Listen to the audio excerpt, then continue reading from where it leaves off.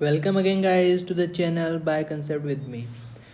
तो guys hope करता हूँ आप सब बढ़िया ही होंगे, है ना गाइज। तो गाइज आज हमारा टॉपिक है, आज हम डिस्कस करेंगे ड्रग रेजिस्टेंस के बारे में कि ड्रग रेजिस्टेंस होता क्या है। कि हम किसी माइक्रो ऑर्गेनिज्म को कोई ड्रग दे रहे हैं लेकिन उस ड्रग का इफेक्ट नहीं पड़ रहा। कैसे नहीं पड़ रहा, क्यों नहीं पड़ रहा, वो हम सारी चीज़ें यहाँ डिस्कस करेंगे कि हाउ, एंड उसकी प्रिकॉशंस भी देखेंगे। हम एक टर्म देखेंगे vertical and horizontal transfer of resistance, ये भी हम देखेंगे और बहुत सारी चीज़ें हम देखेंगे। और अभी तक आपने चैनल को सब्सक्राइब नहीं किया तो आप सब्सक्राइब भी कर सकते हो। ओके डाइट, तो ठीक है, हम आगे स्टार्ट करते हैं। बहुत इंटरेस्टिंग टॉपिक है, बिना स्किप किए इसको देखिएगा। ठीक है। अब होता है ड्रग रेजिस्टेंस होता क्या है। ड्रग रेजिस्टेंस क्या होता है? Unresponsiveness of a drug to a particular organism. मतलब कि हम किसी ऑर्गेनिज्म, माइक्रो ऑर्गेनिज्म को ड्रग दे रहे हैं लेकिन उस पर उसका कोई अफेक्ट ही नहीं पड़ रहा, उसकी कोई डेथ ही नहीं हो रही उस माइक्रो ऑर्गेनिज्म, उस पर कोई मेटाबॉलिज्म डिस्टर्ब ही नहीं हो रहा। तो ये सारी चीज़ें क्या कहलाती हैं? Drug resistance. ठीक है गाइस, ये दो तरह का होता है। एक होता है इंट्रिंसिक ड्रग रेजिस्टेंस, एक होता है एक्सट्रिंसिक। इंट्रिंसिक को हम नेचुरली बोल सकते हैं, एक होता है एक्सट्रिंसिक नहीं, एक्वायर्ड। एक होता है इंट्रिंसिक, एक होता है एक्वायर्ड। ठीक है गाइस, वो इंट्रिंसिक एक्वायर्ड क्या होता है वो हम देखते हैं। इंट्रिंसिक क्या होता है वो हम डिफाइन करेंगे। इंट्रिंसिक मतलब क्या होता है गाइस, ठीक है। इंट्रिंसिक नेचुरल होता है, ठीक है, नेचुरल हो गया। अब गाइस क्या होता है, जो माइक्रो ऑर्गेनिज्म है, माइक्रो ऑर्गेनिज्म जो है, जो लेगदा, वो क्या नहीं रहेगा उसके पास? मेटाबॉलिक प्रोसेस और टारगेट साइट। देखो क्या होता है, कोई भी ड्रग होती है वो एक टारगेट साइट पर एक्ट करती है।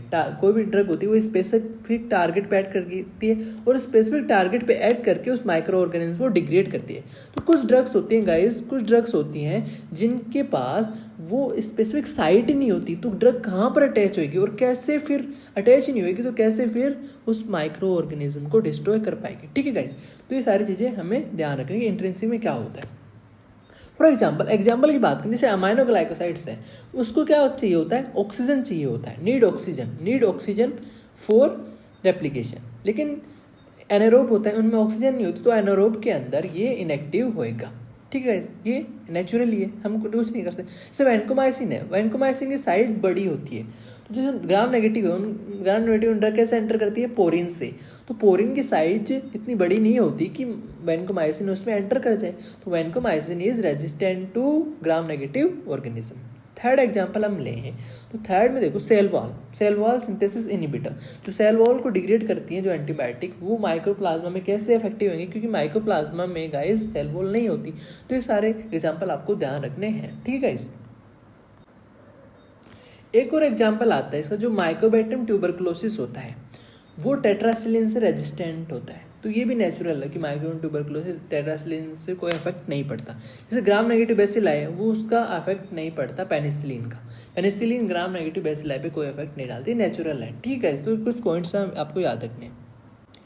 अब गाइस बात करते हैं एक्वायर्ड की। एक्वायर्ड मतलब हम कोई ड्रग ले रहे हैं, बहुत दिनों से कोई ड्रग ले रहे हैं, फिर ड्रग लेकिन कई दिन बाद क्या होता है, वो ड्रग काम नहीं करती, तो उसे हम क्या कहते हैं? Acquired resistance. मतलब ड्रग का रेजिस्टेंस आ गया, ठीक है, उसके अंदर।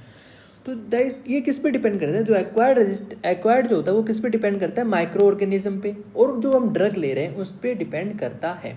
जैसे मान लो बात करें हम स्टेफाइलोकोकाई या कोलिफॉर्मिस या ट्यूबरकुल बेसिलाई, ये जो होते हैं ये बहुत चालू होते हैं। इनको क्या चाहिए? रेजिस्टेंस जल्दी से कर लेते हैं, रेजिस्टेंस जल्दी से गेन कर लेते हैं। ये तीनों ऑर्गेनिज्म, तीनों माइक्रो ऑर्गेनिज्म नोटोरियस होते हैं for rapid acquisition of resistance, तीनों माइक्रो ऑर्गेनिज्म। और कुछ ऑर्गेनिज्म होते हैं जैसे स्टेप्टोपायोजन हो गया एंड स्पायरोचेट्स। ये क्या करते हैं? ये पेनिसिलिन का यूज़ कर रहे हैं, हम इनके खिलाफ क्या कर रहे हैं? पेनिसिलिन का यूज़ कर रहे हैं, लेकिन फिर भी ये रेजिस्टेंट नहीं हुए पेनिसिलिन से। 60 साल से हम इस पे पेनिसिलिन का यूज़ कर रहे हैं इनको नष्ट करने के लिए, इनको डिस्ट्रॉय करने के लिए, लेकिन फिर भी इन पे रेजिस्टेंस नहीं डेवलप हो। लेकिन कुछ होते हैं जो जल्दी से रेजिस्टेंस डेवलप कर लेते हैं, जैसे हमने ये 3 बताया, ये तीनों क्या करते हैं? जल्दी से रेजिस्टेंस डेवलप कर लेते हैं। ये कभी ये रेजिस्टेंस कर नहीं पाए क्योंकि 60 साल से यूज़ करें, फिर भी क्योंकि हम जो वेराइटीज़ दिखा रहे हैं आपको कि माइक्रोऑर्गेनिज्म कैसे कैसे रेजिस्टेंस डेवलप। एक्वायर्ड समझ में आएगा आपको कि ड्रग दे रहे हैं बहुत दिनों से, फिर उसके बाद में वो एक्वायर्ड कर रही है, ठीक, नेचुरल नहीं है जिसमें। ठीक है, तो गाइस ये एक्वायर्ड कैसे होता है? पहला चीज़ आता है म्यूटेशन। जैसे मान लो ये कोई कॉलोनी है, बैक्टीरिया की कॉलोनी है, इस कॉलोनी में हमने कोई एंटी माइक्रोबियल ड्रग दे दी, ठीक है। तो कुछ जो सेल्स हैं वो डिस्ट्रॉय हो जाएंगी। लेकिन कुछ सेल ऐसी हैं जिनको ज़्यादा एंटी माइक्रोबियल, कुछ सेल्स क्या होती हैं म्यूटेशन कर लेती हैं, म्यूटेशन थोड़ा बहुत कर लेती हैं, तो उनको ज़्यादा एंटी माइक्रोबियल ड्रग देनी पड़ेगी, ज़्यादा एंटी माइक्रोबियल ड्रग देनी पड़ेगी डिस्ट्रॉय होने के लिए कुछ सेल्स को। ठीक है, धीरे धीरे क्या होता है आफ्टर लॉन्ग टाइम में क्या होता है, ये जो सेल्स हैं जो म्यूटेशन हुआ था थोड़ा सा, ये क्या करती हैं, ये इन सेल्स को जो सेंसिटिव हैं एंटी माइक्रोबियल ड्रग के, इन सेल्स को क्या करते हैं रिप्लेस करने लग जाती है। मतलब क्या हो जाता है यहाँ पर नेचुरल सिलेक्शन हो जाता है। एवोल्यूशन में पढ़ा होगा कि जो बेस्ट है वही रहता है। तो गाइस कुछ दिन बाद में नेचुरल सिलेक्शन की वजह से ये जो सेल्स हैं ये एक्टिवेट होती हैं, ये इनको रिप्लेस कर जाती हैं। ठीक है, और ये डिस्ट्रॉय हो जाती हैं।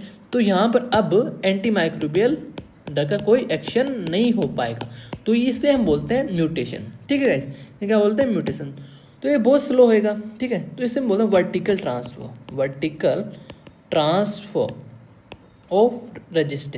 Transfer of resistance, slow. ये क्या होता है, बहुत स्लो, बहुत सारा टाइम लगता है इसको गेन करने में। ठीक है गाइस, हम बात कर रहे हैं स्पॉन्टेनियस म्यूटेशन में, बात करें हम स्पॉन्टेनियस म्यूटेशन। भाई फॉल्टी डीएनए, स्पॉन्टेनियस म्यूटेशन में क्या होता है, डीएनए जो रेप्लिकेट करता है ना वो गलत रेप्लिकेट हो जाता है। तो इसका एग्जांपल आरपीओ बी जीन का म्यूटेशन हो गया तो आपका रिफाम्पिसिन का रेजिस्टेंस आएगा। अगर आपका पोरिन कम हो गए तो पोरिन क्या होता है एंट्री करवाता है, पोरिन कम हो गए तो स्यूडोमोनास का रेजिस्टेंट आएगा ग्राम नेगेटिव के अंदर।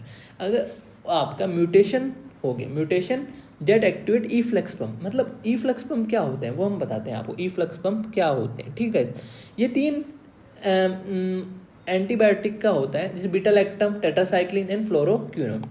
से ई फ्लक्स पम्प क्या होता है, जैसे ये मान लो ये एंटीबायोटिक है, बीटा लैक्टम एंटीबायोटिक, ये इस सेल के अंदर आई, एक पंप होता है जो बीटा लैक्टम एंटीबायोटिक को यहाँ से ई फ्लक्स करा देगा, मतलब ई फ्लक्स करा देगा, मतलब ये सेल से बाहर फेंक देता है।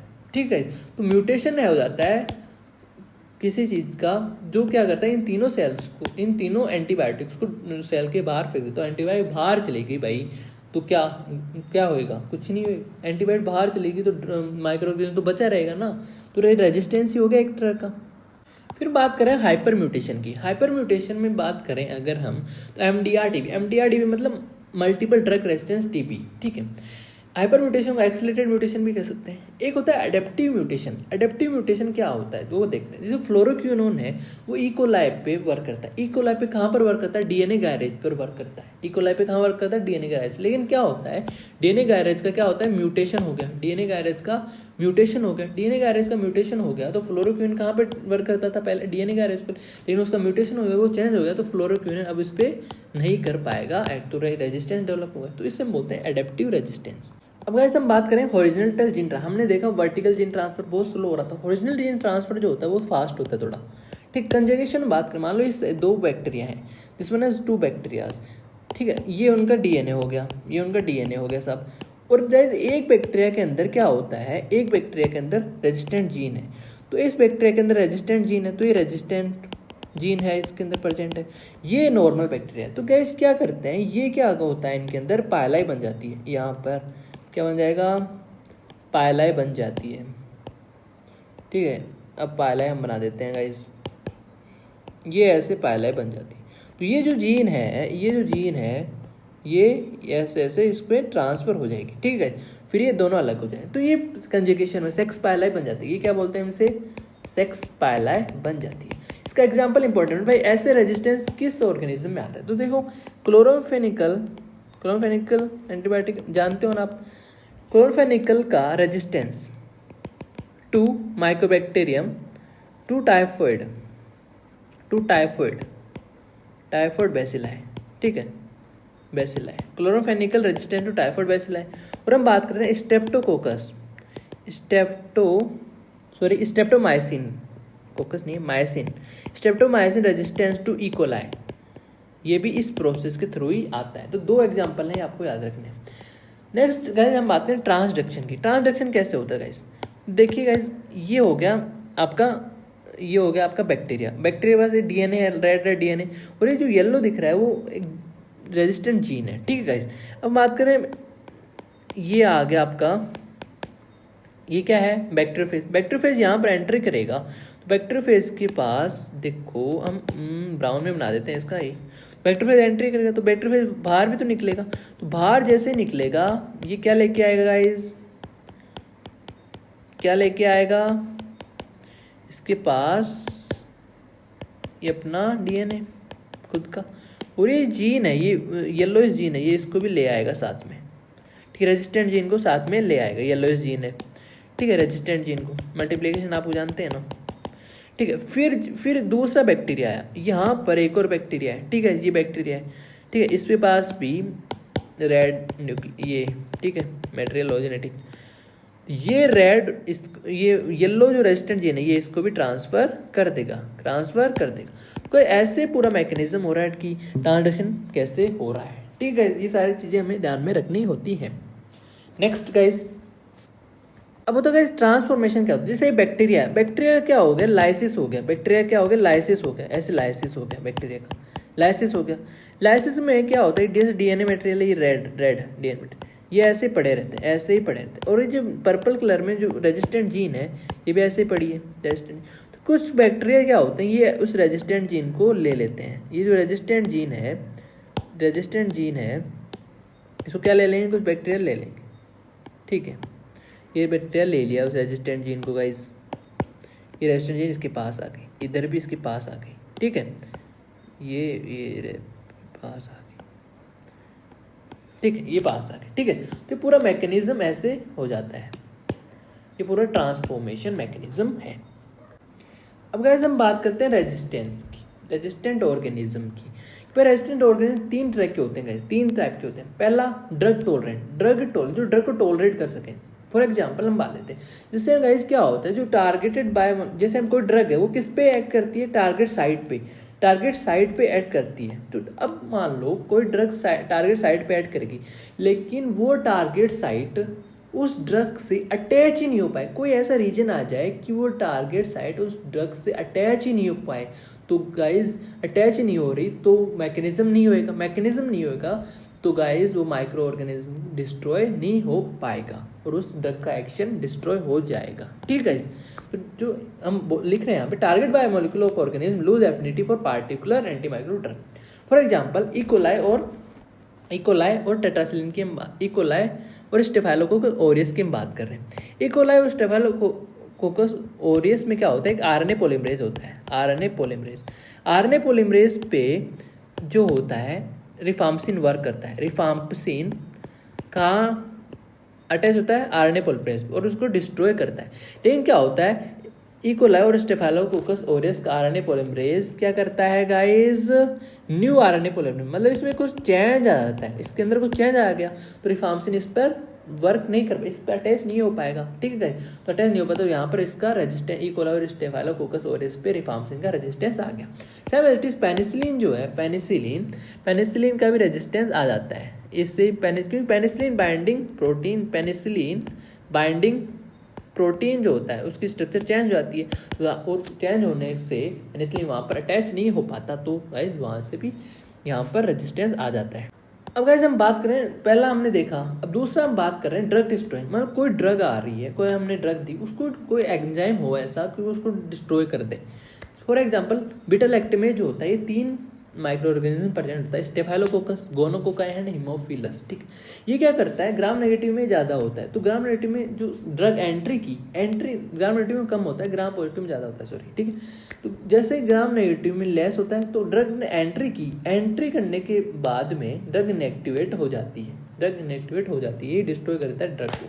तो फिर हम बात करें gram positive organism, gram positive में ज़्यादा होता है, तो एंट्री नहीं होने देता, उससे पहले डिस्ट्रॉय, सब कुछ खत्म कर देता है, ठीक है। ये ड्रग डिस्ट्रॉइंग हो गया। फिर हम बात करते हैं क्लोरोफिकल, एक और एंजाइम होता है क्लोरोफिकल एसिड ट्रांसफेरेज। वो क्या करता है गाइस, इकोलाई और सैल्मोनेला टाइफी, इनमें रेजिस्टेंस डेवलप करता है, ठीक है। फिर हम तीसरा पार्ट कर रहे हैं, हम करते हैं ड्रग इम्पर। अब ड्रग जो दे रहे हैं वो इम्परमेबल, वो उसमें परमिबिलिटी नहीं है भाई, तो कैसे ड्रग अंदर ही नहीं घुस पाएगी, ठीक है। तो हम बात करें पोरिन से ड्रग एंट्री करती है, पोरिन को हम डिस्ट्रॉय करते हैं तो ड्रग कैसे एंट्री कर पाएगी, तो ये एक मैकेनिज्म है रेजिस्टेंस का, ठीक है। अमाइनोग्लाइकोसाइड्स एंड टेट्रासाइक्लिन रेजिस्टेंस इससे हो रहा है, पेनिसिलिन रेजिस्टेंट गोनोकोकाई भी इस मैकेनिज्म से हो रहा है, क्लोरोक्विन रेजिस्टेंट प्लाज्मोडियम फैलसीपेरम भी इस रेजिस्टेंस से हो रहा है, ठीक है, और पेनिसिलिन रेजिस्टेंस भी हो रहा है। तो ड्रग, ये सारे सिस्टम हो। एक ड्रग इफ्लेक्स मैकेनिज्म मैंने बता दिया था आपको, ठीक है। हम ये तीनों एग्जांपल्स याद है कि इनका रेजिस्टेंस इसकी वजह से होता है, aminoglycoside and tetraglycerine, penicillin resistance and chloroquine resistance.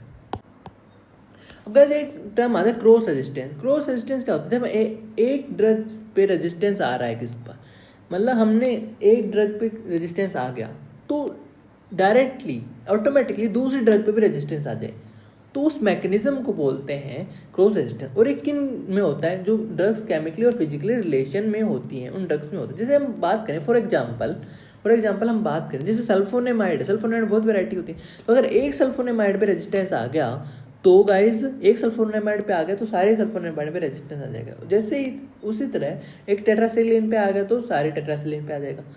कुछ अनरिलेटेड ड्रग्स भी होती हैं जो resistance show, cross resistance show करती है, जैसे टेट्रासाइक्लिन एंड क्लोरामफेनिकल, ठीक है, ये एग्जांपल हो गया। और इरिथ्रोमाइसिन एंड लिंकोमाइसिन, ये भी एग्जांपल हो गए, ये भी रेजिस्टेंस शो करती हैं, ठीक है, अनरिलेटेड ड्रग, ये एग्जांपल याद रखना है। अब गाइस प्रिकॉशन क्या है कि ड्रग रेजिस्टेंस नहीं होए, ड्रग रेजिस्टेंस नहीं होए। प्रिकॉशन क्या है? पहले हम बात करेंगे प्रोलॉन्ग्ड यूज़ की। प्रोलॉन्ग्ड यूज़ कि हमें प्रोलॉन्ग्ड यूज़ नहीं करना। क्यों नहीं करना भाई? प्रोलॉन्ग्ड यूज़ से क्या हो जाता है गाइस? अगर हम प्रोलॉन्ग्ड यूज़ नहीं करेंगे ना, ठीक है, प्रोलॉन्ग्ड यूज़ नहीं करेंगे तो ये क्या करेगा? Minimise selection pressure. जो सिलेक्शन प्रेशर था, जो सिलेक्ट होके आए थे जो रेजिस्टेंस, सिलेक्शन प्रेशर को कम करेगा। सिलेक्शन प्रेशर कम हो जाएगा तो जो रेजिस्टेंट स्ट्रेन है वो लेस प्रोपेगेट करेगी, लेस प्रोलिफरेट करेगी। पहला यूज आ गया, प्रोलॉन्ग्ड यूज हमें नहीं करना है। सेकंड आता है गाइस, हमें नैरो स्पेक्ट्रम ड्रग्स यूज लेने हैं। नैरो स्पेक्ट्रम यूज लेने, ब्रॉड स्पेक्ट्रम यूज नहीं लेने हैं, ठीक है गाइस।